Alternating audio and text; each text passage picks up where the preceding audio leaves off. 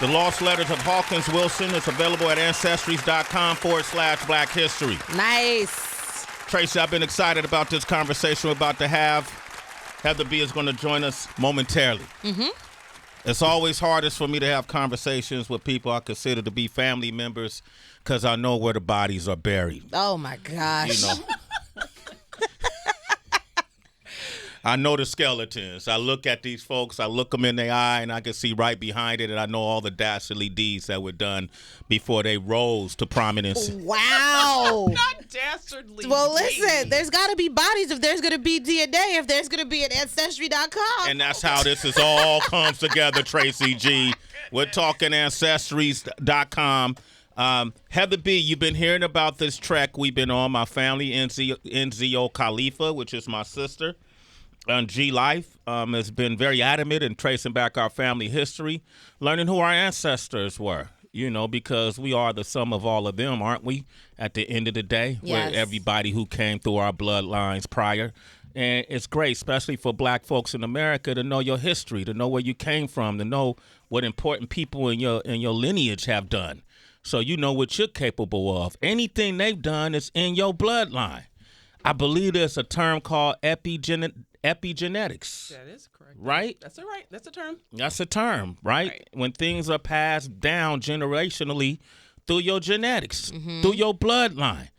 And so all of these things became more clear to us when G Life. I love how you just it just Get slipped it out. right. I'm getting in The trouble. bodies. Right. Yeah, she's okay. I just talked to her. I'm just She's not fine. used to this. You She's know? fine. No, I'm hey. having issues, Nikka. I'm just. No, hey, take a deep breath.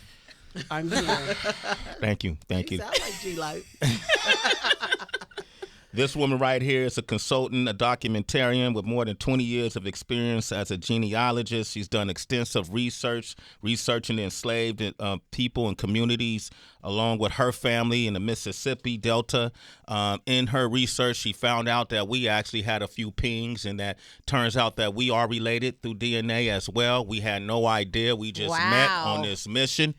She didn't come alone. She came with someone who's been teaching for decades now.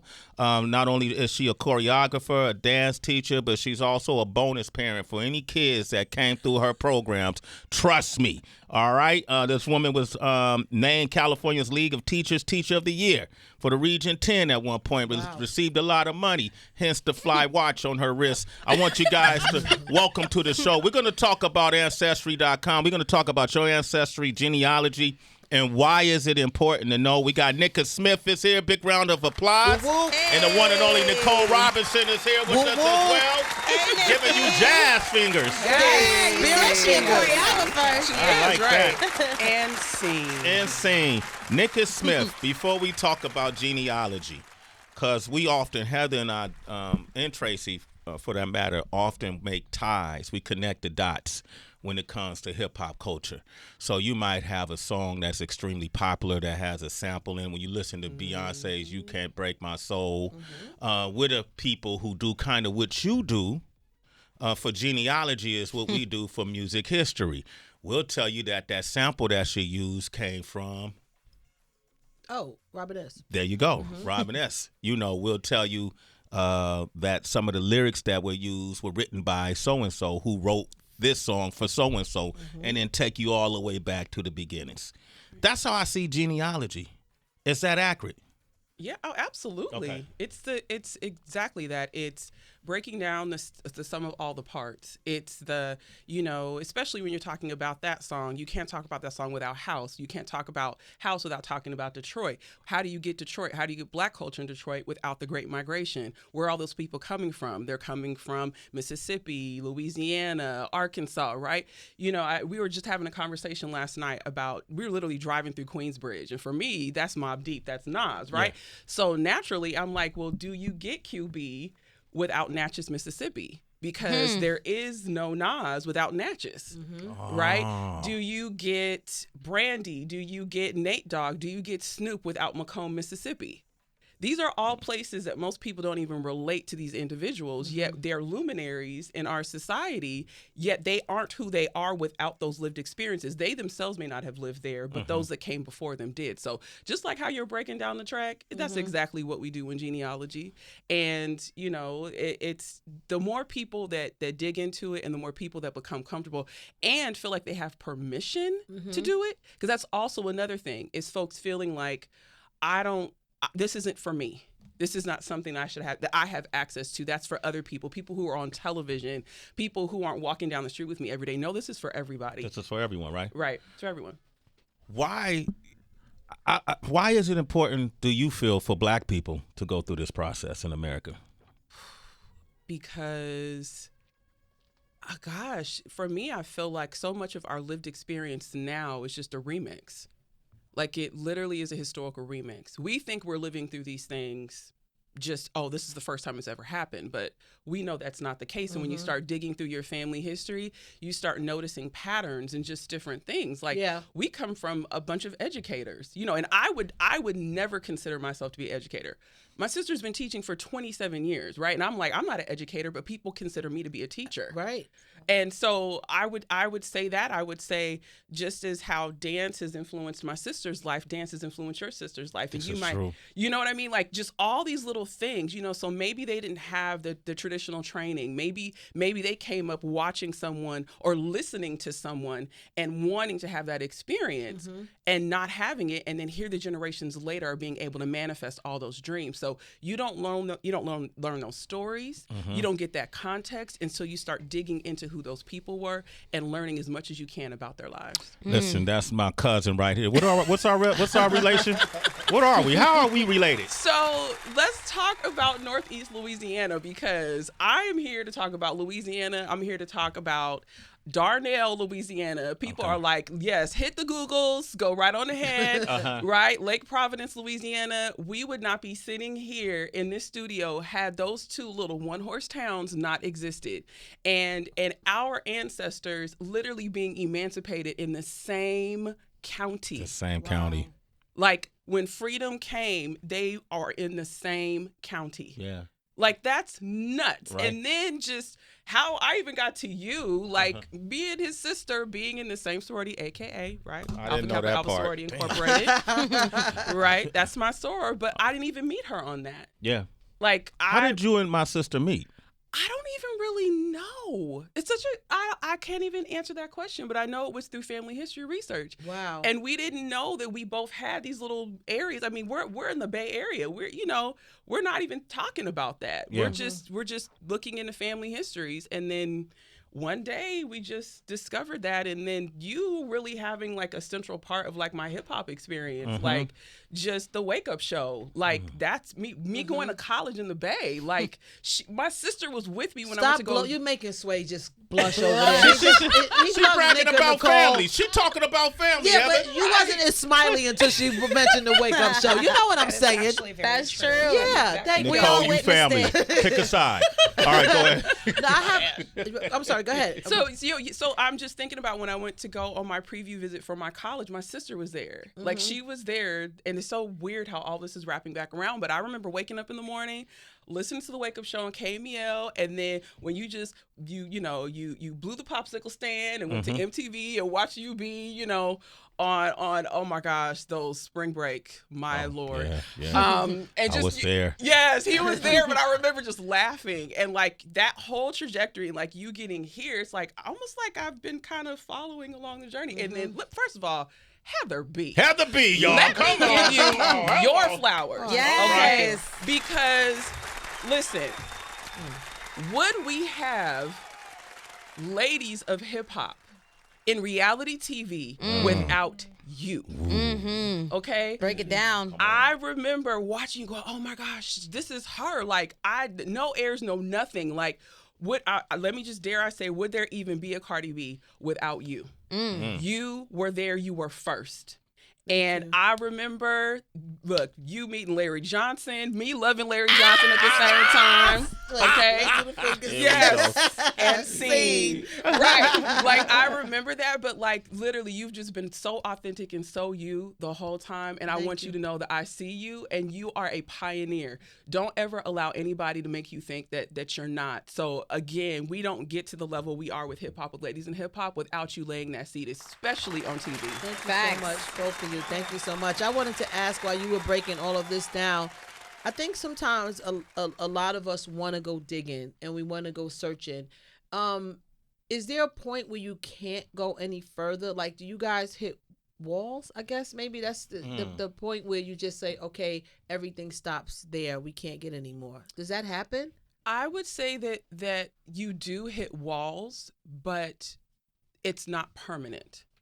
The reason why I would say that is just really it's records access. That's a big issue, right? Okay. So it's finding your ancestors in records.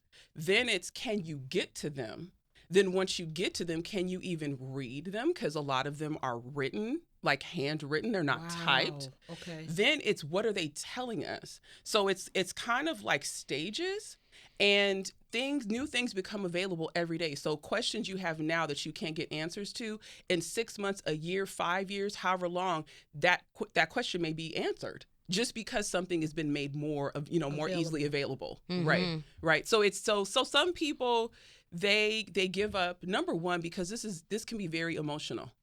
This is not something, this is why a lot of people have challenges with it, is because it's emotional. You're no longer wondering who was alive during a certain time period and when a certain event took place. Like, you actually have the names of those people.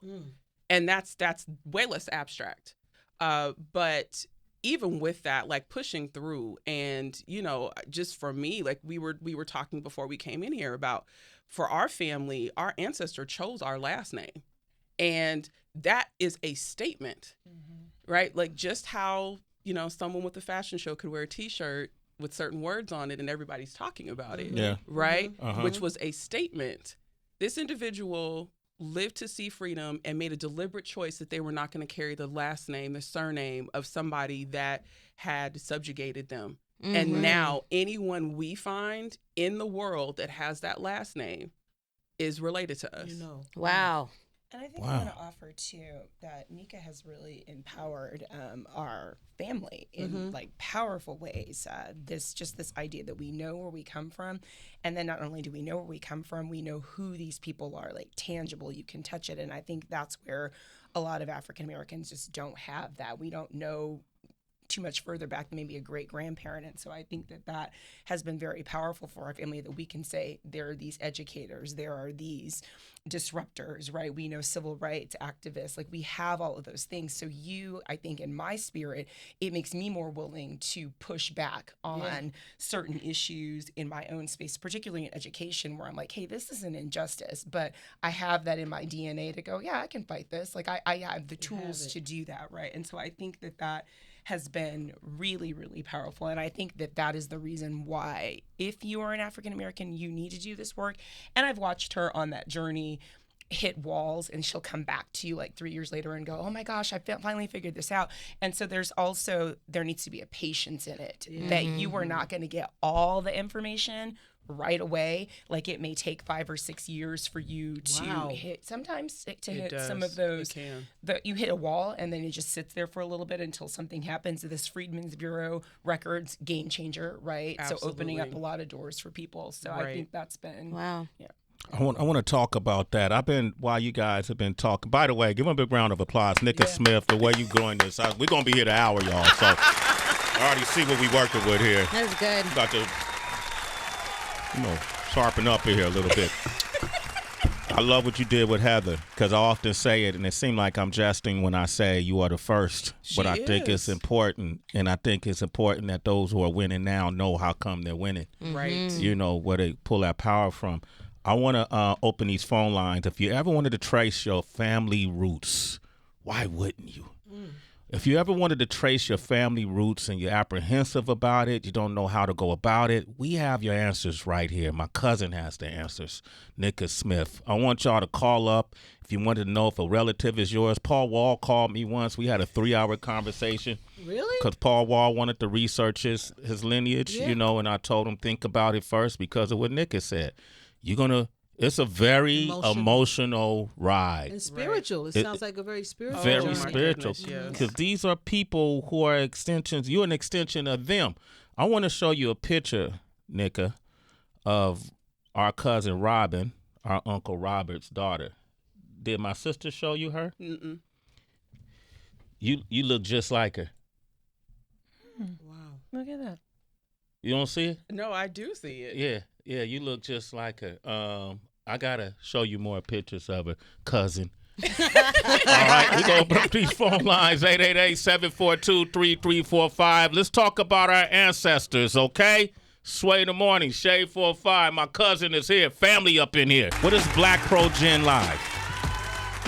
You know what? Black Pro Gen Live is like Sway's universe, but for genealogy.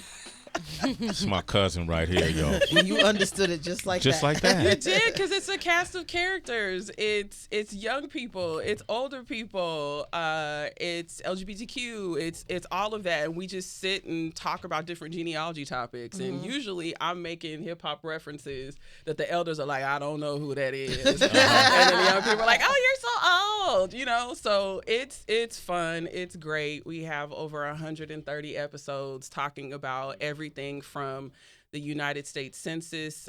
We've even taken lynching victims and done their family history research to basically leave a footprint for them prior to the incident. Because what happens is people Google these folks and that's all they know about who these folks are instead of who they came from and what their lives were like beforehand. So that's impressive. Where can people find this? YouTube.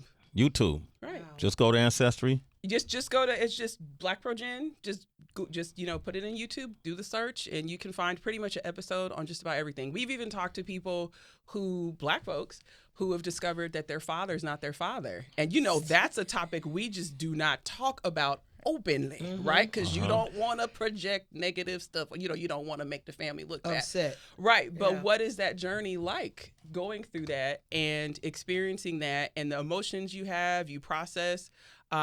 It's just, we've done a lot and it's fun. Damn. Well, let me ask you, we got Jonathan. Since you brought up, you talked to people who found out that their father wasn't their father. Jonathan is in Cali right now. What's up, Jonathan? How you feeling? Hey, John. How's it going? Hey, how's it going, folks? All right. If you got a little more enthusiastic and Okay, louder, John, we can we hear all you. We happy. can hear you a lot better, I Jonathan. just spent $7 on coffee. bad. You better Hey. wake up. Okay, jeez. Hey, Act like I'm you happy to be here, bro. All right. That's my natural voice. I'm sorry, but Okay. I'm fans of all of you. I appreciate you. Oh, thank you, man. That's him getting excited, y'all. So, all right. So, what's your story, Jonathan? So, long story short, earlier this year I did the Ancestry.com, and the person that I grew up believing was my father was killed in 2015. And I asked my mom if he was my real father. She said yeah. And then when I did the Ancestry.com, some people popped up as first cousins. So I reached out to them, did the sibling DNA, turned to find out that my father was someone else. And so, and we're all connected to the same neighborhood out in California, and was able to reach out to some of the siblings. My actual biological father passed away in 2008, Sorry. but I've been able to connect to the family and siblings. So I went from 3 siblings to 7 siblings and a host of cousins who originated from Texas. So my family originated from Detroit and Mississippi, but I also have biological family now in Texas. Wow. Jonathan, you had some idea that he was not your father because you asked, right? Correct. And there was never a connection. And then, when it came to family history and, he was in and out of prison and things like that. And unfortunately, a lot of times family secrets would come out in family fights. And, so things were said that made it seem like, okay, something's not right. but me and him never had a connection, and so I just never felt like he was and then it was verified after he passed away. Okay. Wow. Were you but still, yeah, as sad as this story sounds, how did you feel about finding out that information, or were you still kind of excited about that? Well, it's a mixture of feelings because I already knew it, and not, to bash him, it was something I already knew, but in terms of mixed feelings, like I have no different feelings about the family I grew up with, my siblings, my cousins, and everyone that I grew up, knowing believing who was my biological cousin. So it doesn't change any of that. But because of our relationship, it wasn't a situation where, oh, this man raised me and he was such a great man and turned out not to be my father. It was the exact opposite. Okay, you see this all the time, though, Nikka. Yes. Right? This is way more common than people actually think it is. And it was easy back in the day to just, say who a person was supposed to be, and that wasn't who they were. But now we have the technology to find all this kind of stuff out, and it's not just from this aspect. More recently, I was at an event, and people who were donor conceived.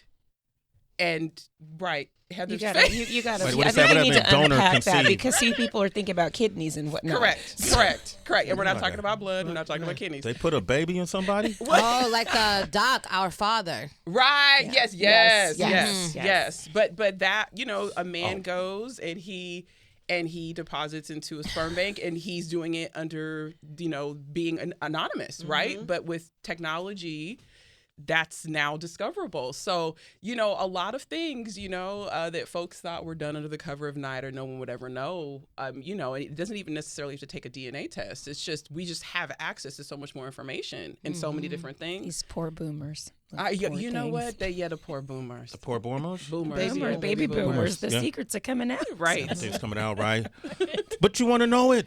You don't want to live in the dark. Some people want to know. Right. I think because I'm maybe just culturally, I want to say it's painful. Like our caller, Jonathan, could have easily been mad at his mom. You know what I mean? Like, and I think a lot of times, I know my generation, we've been trained to like not tell the family business, keep our business in the house, stop discussing things. Yeah, you my baby, feed them, put them in the house, and everybody look alike. So it's got to be yours. You know what I mean? So you don't want to start digging too much. And a lot of the elders didn't want to tell a lot of things either. Because it was just like taboo. You didn't talk about it. But to y'all's point, the technology now is crazy. It is. And I mean, and you have to know what you feel comfortable with. You have to, but there are those of us who have always been curious and nosy. And, the more folks say, no, don't try to answer that. Right. Like That's you my just sister. keep going. Yeah, that's G life right there. Yeah. And Nicka's been nosy her whole life. Like, I'm not surprised that this is happening at all, because she was the kid when we would go someplace, before we got out of the car, my mom would turn to her and say, don't say nothing about what's going on in our house. Lies. It's not lies. That's not lies. Nicka the snitch. Oh yeah. No, it's a good snitch in the skill to family. have. I think it served her well. It has served, the nosiness has served her well. No, it's a good skill to have. I was playing under the table as the bid whist and the spades was going. So I was hearing all the gossip, and that for me, I'm visual. So I have a visual memory connected to when parents and people say things, and I'm auditory as well. So I just remember what things looked like and what people said, and I can run it back in my head quite. She's gonna run it back. Right. Oh yeah. No, and I'm gonna remember what people wore, what the temperature was, all that stuff. But that's probably like another reason. Sorry, Sway, where kids couldn't be around grown people talking. What you said, everything you just said. Okay, so we got a lot of callers here. Nicka Smith with Ancestry.com. Nicka was there. What was probably one of your most daunting presentations you had to research? Our family. When you come from a family that has been having reunions for more than 50 years, and my grandmother lived to be almost 100. Like, we totally have that same story because your grandmother, Grandma Georgia, right, was right, 108. Was 108. You still have a living grandmother who's like 90. knocking on 100 years of age. Yeah. And, you know, we had this pervasive culture of family history and just talking and storytelling and all of that. And I could not understand, like, why am I able to find out who our slaveholder is on every branch of our family except for the one I've been researching the longest? Like, I could understand it. So one day I was sitting at my computer and I was browsing through the Freedmen's Bureau, and I saw that one of our uncles got rations about 6 months before the emancipation, before the 13th Amendment. And he got tobacco and he got a linen coat. And I was like, oh my gosh, I'm finding them before they were slaves. And they had this one notation of where they were living. And when I went to go and search that spot, I found one person in the whole parish with that surname. And I found out that man died before 1865, which then meant I could look at his succession or his probate, pull his property, which would include enslaved people. And even before I got to that, I read the will. And to this day, this is the most confounding will I've ever read from a slaveholder, because normally it's very, our father thou art, please pay for my funeral, blah, blah, blah. But this one started out, being though I suffered from a hemorrhage this morning, I find it best to write my last will and testament. Seeing that there is no white person on the place, I want there to be no suspicion to set on my Negroes. We were in the midst of the Civil War, and he thought that because there was no white person there, that people would thought that his enslaved people tried to kill him. And normally slaveholders don't think about their enslaved in that way. It's only from the financial standpoint, like, let me leave this enslaved person to my kids. But he saw fit to write this in this will. And I was like, and the next part was, you know, they would defend me to the last. They would never do that. Then he started apportioning out property. And about 2 or 3 sentences later, he left my great-great-great-grandparents, you know, that he basically called for them to be sold if his debts exceeded what he had on hand. And then later in a inventory, he listed out our great-great-grandfather, his siblings, and all of that. And it took me 20 years to find that information. Wow. And this is after a cousin had started this before me and left it to me. And so that, I couldn't even get off the will. I stayed at that will for literally an hour. I was sobbing because I never thought I would find it.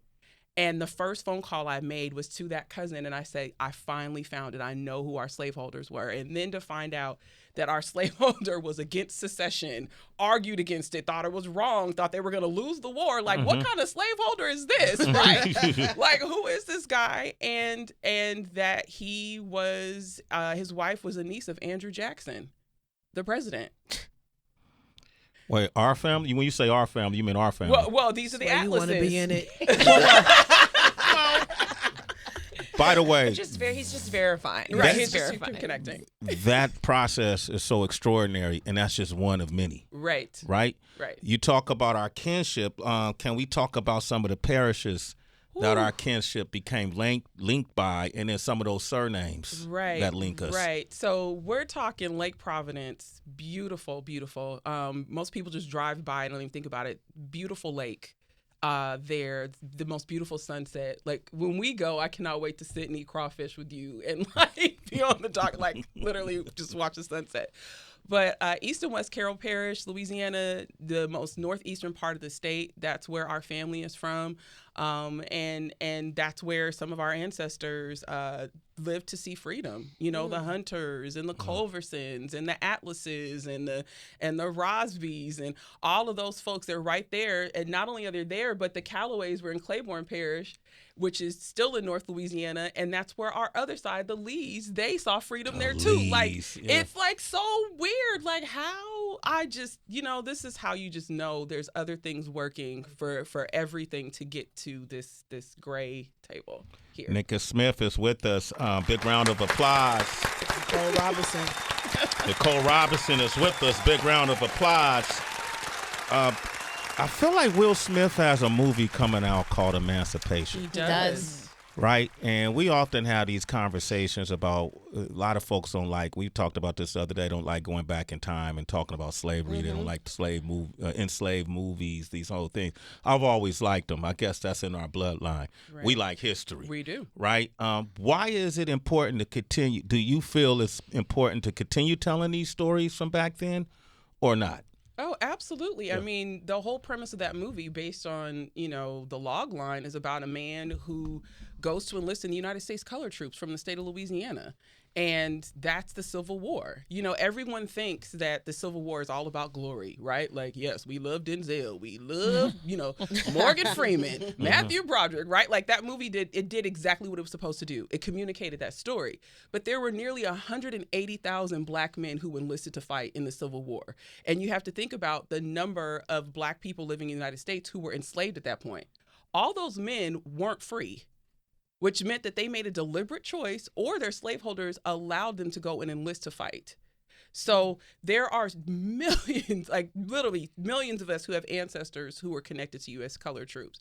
So that's one story, right? And that gives us a different perspective on the Civil War. It's an active fighting for my freedom, not I just accepted whatever anybody gave to me. And I feel like the more we dig into our history, we will see the active measures that our ancestors and our own people took to get us to where we are at today. It's not, it's not just Haiti, right? We know Haiti, right? That's a big story, but we had revolutions all over the place. And again, they're small. They're, it doesn't have to be, it didn't have to make front page news. I think a lot of times too, with the storytelling, some of us overlook that we have treasure sitting here amongst us when we are gathering for holidays, when we are on the phone, when we are on, we're on Zoom and talking to each other. Like all that impartation of those stories and that oral history, one of the biggest reasons why I even got started in this is because I had an aunt who got up at a family reunion when I was sitting there playing. We were in Memphis, and she got up and told the family history. She told everything, and she died 6 months later, and all the adults who were sitting there sat there and listened, and nobody wrote it down. Wow. Didn't pay attention. Right. They heard it. Oh, she told some great stories. What'd she say? I don't remember. So then it took me getting grown and then another 20 years for me to even get back to what she said. So don't neglect the living resources that are around you, and not just elders, but also children, because they are seeing what's playing out. And we don't often consider them to be historical resources, but they are. Well, and I think that comes into play now in schools where you have people talking about, we don't want to talk about things that hurt people's feelings. Well, damn, slavery should hurt your feelings. You should feel some kind of way hearing about somebody being human trafficked or somebody being lynched. And so that's where it becomes important for our families to know these stories. My own daughter is pushing back in a U.S. history class about things that are being offered because she understands who she is and where she comes from. And so that becomes important as well. We have to know what's going on so that we can push back against these entities that are saying that's over, it's no big deal anymore. Right. And it's a big deal. It's in the fiber of everything that is the United States. Everything. Yeah. You cannot talk about anything without talking about slavery, every technology, everything. Right. So it's just important for us to know those stories as well so that we can push back against these systems. Nicole Robinson, Nicka Smith are here, our family. We got a bunch of callers. So I'm going to try to what I want to do is give out y'all information so folks could reach you beyond this. So if they wanted to reach you on social, how could they reach you? I'm at Nicka Smith. Neek Smith. Yep. That is so easy. Nicka Smith. Y'all hit her up because she's always available and she loves her work. Nicole, how can they reach you? Dancing Girl on Instagram. Dancing Girl. Yeah. Dancing. A, you got to start with the A, though. So Adancing. A Dancing Girl. Yes. Yeah. A Dancing Girl. Okay. So I'll give you a lot of dance information, not so much genealogy. Okay. She's got some bloopers and outtakes and other things that she does. She's Alvin Ailey. What made Alvin Ailey so significant to dance? Oh, my goodness gracious. Well, first and foremost, just being one of the most prolific African-American modern dance choreographers ever, and creating a platform or a stage for African-American dancers exclusively. So I think those two reasons. And then just putting our stories on stage. so that people can see the human experience, but more specifically the African American human experience. Debbie Allen, what role does she play in your? Debbie Allen, oh my goodness gracious! I think the same thing, but from a different lens. Debbie Allen creates this visibility for the African American female dancer. We all, I remember watching her in Fame and thinking, I can do that, right? Because she was the first face and the first body that I feel like was visibilized for African-American women in terms of dance. I mean, and there were other people, but for me, that pop culture, like actually seeing a Black female dancer, and she was fierce and still is, and has created so many opportunities for dancers of color in Los Angeles. So I just... Wow. Nicole Robinson, what's been her role in it all? Nicole Robinson is all about creating space and access for dancers of color. We talk about when we get to concerts, not seeing dancers of color on stage, and it's because we don't provide opportunities for them. Nobody wants to go into these communities and teach dance, because sometimes our communities are challenging, right? There's not a lot of money. There's not a lot of access. But for me, that's the place that you have to go first if you want to see dancers of color. And so you have to go where the dancers of color are. They don't just show up at 21 years old, already, fully trained as dancers. So how do we go into those spaces? So that's been my mission for the last 27 years, is just teaching in places where kids don't have access. Thank you, Nicole Robinson. Boy, my family is something else. Okay. One of the callers asked, is the information being used on Ancestry.com being used to actually spy on us and collect data that can be used in various ways, including biological warfare? Have you heard that before? I've heard that before, and no, that's not the case. Ancestry is about privacy. Which when you go and look at the privacy policy, that's the reason why it's laid out very clearly, so you understand what's going on and what your rights are. And, in terms of, carte blanche giving the government access to your DNA and things like that, no. Ancestry vigorously fights that. And the only way that they will allow any type of access to systems is with a court order, just as it would be if we were here and somebody had to come in person. So no, that's not what it's there for. And really and truly, honestly, this question definitely elicits uncomfortability, right? With people having access to information, which we all should be definitely concerned about, right? You don't want to do anything you don't feel comfortable with. And that's what I advocate for. And that's what Ancestry advocates for. Okay, so. Vic's on the line from New Jersey. Vic, you got a quick question. Hey, Vic. Buenos dias, mi gente. Good morning. Buenos dias. I had a question. So I was doing some research on my heritage, and I've noticed that my bloodline stems from African, Spanish, and Taino. So doing more research on that, I was learning that the Taino bloodline no longer flows as we get, as we produce or whatever. You know what I'm saying? So is that possible? Can a bloodline fade out? Absolutely, it can. Yeah, if people turn your radio down for me, Vic. If people, don't stay within communities and have children with other people of those same ethnic groups, then it can. And the other thing is, we typically hear this with folks who, say a great grandparent is Native American, right? Like, so-and-so was 100% this, but it was so many generations ago. If you don't keep marrying people within that same community, it cuts the ability for you to inherit that in half. So yes, in time it can happen, but, get with another Boricua. There you go, Vic. You know what to do with it, baby. Purify your race. There you go, Vic. Ain't nothing wrong with that. Right. Come on. Yeah. There you go. We could go hang out. We'll hang out in La Perla.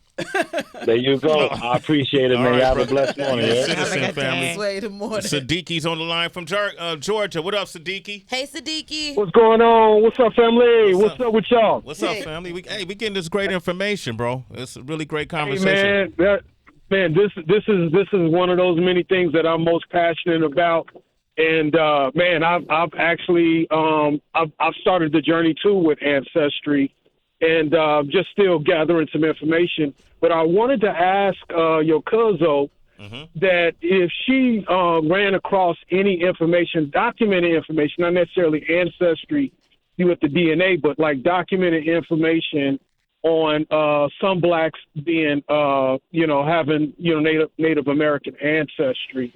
and what that entails. Because there's a guy that I listen to. His last name is Calloway too, Dane Calloway. He does a lot of good research on on the topic of Native American ancestry, and just wanted to know if your cuz found any information that kind of verifies what he talks about. Well, I don't follow Dane, but I am an enrolled citizen of the Cherokee Nation of Oklahoma, so I can speak to this as being someone who has connections to a Native American group. Peace, yeah. Right. And so with that said, of course, First Nations people were here before there was an America.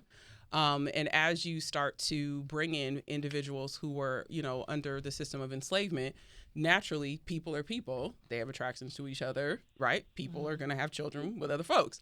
But within that same vein, there are some nations that enslaved other people.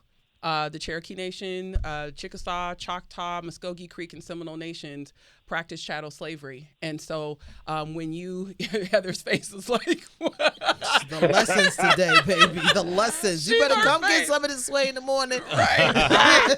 So with the 5 tribes, they practiced chattel slavery. When you hear about things like the Trail of Tears, people do not factor in that there were 3,000, 4,000, 5,000 enslaved people who walked the Trail of Tears. Wow. And wow. my wow. ancestors were a part of that. And as a result of that, you have people leaving states like Georgia, Alabama, North Carolina, South Carolina, Tennessee. You have to remember all those nations were in the East, and they were forcibly removed to what is now the Indian Territory, which is now eastern Oklahoma. And so, they don't actually, those people who were enslaved by those nations they aren't freed by the 13th Amendment. They were not freed until a year later as per the Treaty of 1866. Then they don't have American citizenship because they're in the Indian Territory. So then they don't fully become American citizens until 1907. So that's my paternal grandmother's side of the family. That is that story. So the story of Black people and First Nations folks is not black and white. It's lots of shades of gray. But despite all of that history, in my opinion, people who are freedmen are called freedmen of the 5 tribes are probably the most documented group of Black people in America, because we've got tribal records, we've got federal records, and we've got state records, whereas Black folks that live outside of that area don't have all of those things. And the first person perspective, you get to hear from the people directly.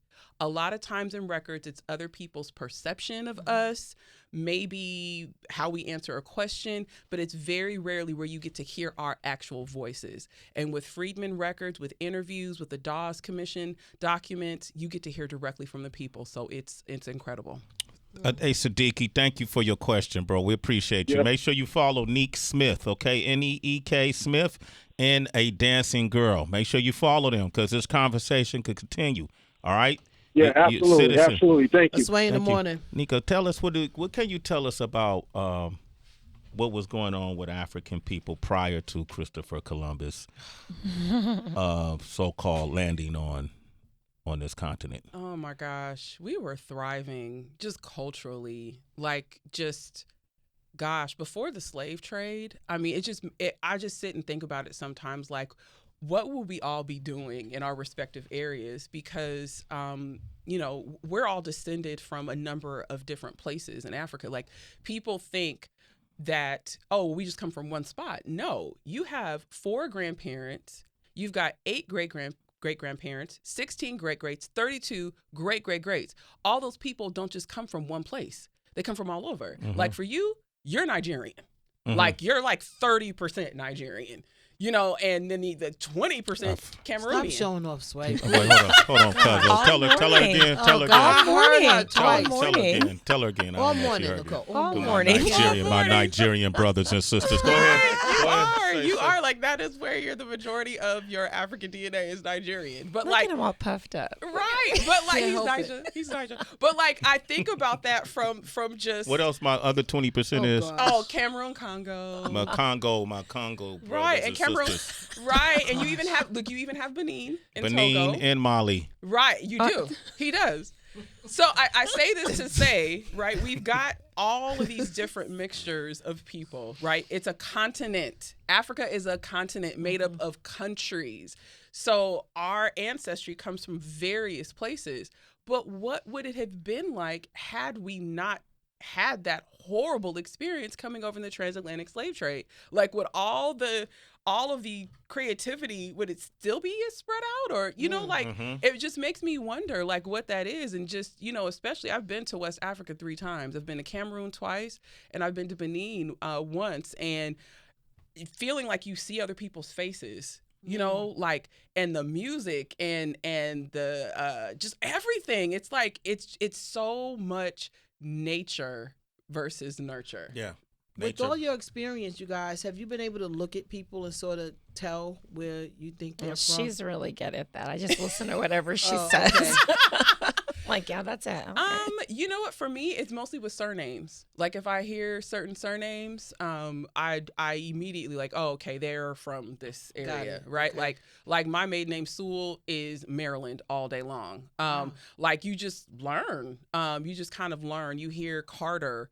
Carter goes back to Virginia, one of the largest slaveholders that emancipated a group of enslaved people. Goins is tied to 1619 and Goins, right? Like, you just learn, and a lot of it is just reading, especially with genealogy. In order to get really good at it, you need to read a lot, you need to browse a lot, you need to be curious a lot, and just find out, especially in a local area where you're doing research, what was going on at the time, who was living there, what brought people there, how did they make money, what were the industries, how were Black folks treated in those spaces, what made them stay and what made them leave. All of those things impact, tracing your family history. And a lot of times, things that people think are genealogical sources are, but things that people don't think about our genealogical sources are. Like, our phones all know we're here. Yeah. 20 years from now, the question's gonna be, why were Nicole and Nikka in New York? Right? Like, so unless we have a sticker or something that's left behind, then then whoever's doing research on us is like, okay, well, let me go to like a city directory or phone book. Do we even have phone books? We don't even have You know one. what I'm saying? So like, then it's like, well, who was in that building? Do we know what floor they were on? Like, is that reverse genealogy? Yes. That's the process of reverse genealogy. Right. So so really reverse is normal genealogy. You're tracing from living people back to the ancestors, but in reverse, you're tracing from the ancestors back to currently living people. Is this expensive to do? Like, we see 23andMe, Ancestry.com, like they give you one bit of information, but the way you guys are talking, it seems a lot deeper. Is this an expensive thing to do? Because sometimes you said maybe 5 years. In your case, you found out something 20 years later. How can this be a costly journey? It can, but there are resources out there. A lot of public libraries have Ancestry subscriptions. So if you can't afford to have a subscription on your own, you can go to your public library. You can also, as a student, Ancestry offers student subscriptions. So if you're in college and you can prove, just have your ID, there's a specific website for that. Wow. That's like literally, it's like such a small amount of a cost to get to that. And then, really where the expense can be is when you take trips to go to some of these locations. Like, our family's from Louisiana. Louisiana has our family. Why y'all do this to me today? He I don't even know what he did yesterday. I'm here for you. I just want you to know that I'm here for you. I'm here for you. She didn't ping on our Ancestry.com. I'm sorry. I know. Yeah, I'm family. I have a heart for people. That's what. I'm family, day, Nicole. Family. I bring up Louisiana because Louisiana, the records are local, right? Like, where you have a Library of Virginia created in the 1830s in Virginia, right? That state said that early on, we are going to have a repository for people to come and research the state. Louisiana did not get a state archives until 1956. So, wow. How much information is omitted? We don't know. Well, luckily, we have a culture of keeping everything like, Napoleon's, toothpick in the state of Louisiana. So because of that, things are kept locally. They're at the parishes or, that's the county, right? They're kept at that level. And that's another reason why you have to go there. And, of course, I'm never going to turn down going to Louisiana to eat. I mean, come on, like, who's going to do that, right? Yeah, we got farms out, our family, we got farms out there, Heather. We do. I think also it's important too that my sister has done this I think this is some of her life's work, and so I think sometimes people hearing this go, well, I could never do all of that. Yeah. A lot of this is just baby steps. Like, what do you want to know? Right. What do you want to know about? And just starting there. And I think as I've watched her work, things just begin to uncover themselves. I mean, she is a genius. She's a researcher. Like, this is her jam, right? But for other folks, it's just getting started. You may not know anything past a great-great-grandparent, so that might just be where you start, and then the journey will take you further. So I think not to be deterred by that, and maybe you can't afford to go to the location and where your family is, but we are in the 21st century, and there's so much that's been digitized that you can do a lot of this work at home too, just to get yourself started. And I think the process will take you where you need to go. Right. Absolutely, Nicole, cousin Nicole. I couldn't tell if you was cousins the way you was siding with I'm Heather. sorry. But go to Ancestry.com, you guys, and start your journey. I want to give them a big round of applause. Absolutely. This is part one. Nicka Smith, Nicole Robinson, my family, y'all. That's really my family. Same as E40 and others. Right. Oh, we going East Side, we going Vallejo, what we doing? You want to do that? You want to come to the town, cuz? Hey, They love out there. They Hey, love you in the that's what I'm Bay. saying. Right. Let's do it. Let's do Okay, it. we going to do it. Going with a spoon. We coming. Hey. All right. How can they talk with you if they want to? I'm at the happy hour, WHB. Tracy G. It's Tracy G. All right, DB. They want to reach you. Go ahead. It's really DB. All right, Torch. Go ahead, Torch. Torchinson, Torchington. Cuzzo, that's our new addition to the morning show as a What's producer. up, Cuzzo? here. My last name's Smith, too. All We right. cousins. There you All go. right. Nicka Smith can be reached at Nicka Smith. Neek Smith, and then Nicole Robinson can be reached at. A dancing girl, ADANCINGIRL. I hope you all enjoyed this information in this show. beautiful. Hit them up directly. I swear, I promise you, they have all the information you need. Okay, and all these interviews will be on Sway's Universe, our YouTube channel. You can check this out. Get to know your history. Get to know your ancestors. Get to know yourself. Okay, Nikka, Nicole, thank you for coming by. Thank you. Yes, All right. thank y'all. Shout out to G Life. Follow my sister at G-Life. NZO Khalifa. Stop texting me, G. NZO Khalifa. And on that note, we have Oh my God. oh my God, we have nothing left to say.